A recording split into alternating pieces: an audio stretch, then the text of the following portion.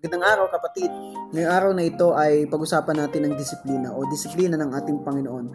Alam ko, bawat isa sa atin dito bilang mga anak ng Panginoon ay nakaranas na rin ng disiplina.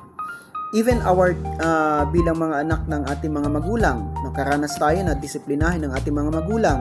Hindi ba? Tayo ay minsan pinaluhod sa asin, pinaluhod sa bigas, sa buhangin, hindi naman betsin. Pero alam ko, bawat isa sa atin dito ay nakaranas na ng mga disiplina ng ating mga magulang. Pero bilang mga anak ng Diyos, tayo rin ay pinaranas din ng Diyos ng disiplina bilang kanyang anak. So, sabi nga ng Hebreo 12:6, sapagkat pinarurusahan ng Panginoon ang kanyang minamahal at hinahagupit ang bawat tinatanggap niyang anak.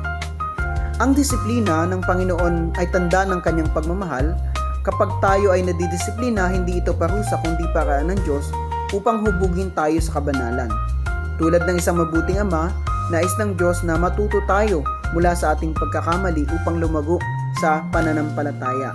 So kapag tayo dinidisiplina, hindi po masarap, hindi po yan pag dinisiplina ka, nakatawa ka pa or nakangisi ka pa or pinagtatawanan mo lang yung paraan ng pagdidisiplina sa iyo, kundi nalulungkot ka, meron kang remorse, nalulungkot ka syempre at hindi po maganda sa pakiramdam.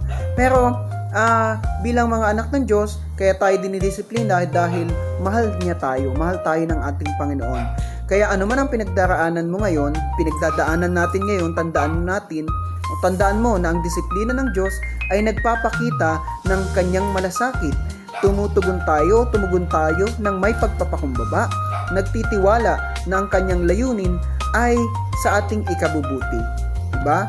So ang layunin ng Diyos para tayo ay mapabuti ay kailangan nating dumaan sa disiplina. Kailangan nating dumaan sa pagpapalo, sa pagtatapyas ng Panginoon sa buhay natin.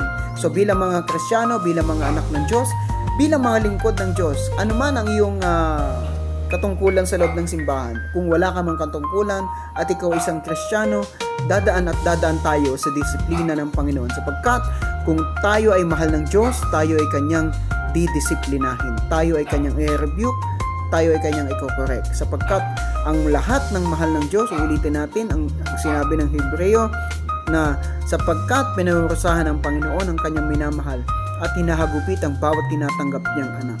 So bawat isa sa atin ay mahal ng ating Panginoon. Mahal tayo ng ating Diyos. Diba? So, kaya wag tayong sasama ng loob kapag tayo ay dinidisiplina ng Panginoon. Masakit ang paraan minsan. Pero sa bandang huli, para ito ay sa ikabubuti natin at magbibigay ng karangalan at papuri sa ating Panginoon. Yun lamang po, pagpalain tayong lahat ng ating Diyos.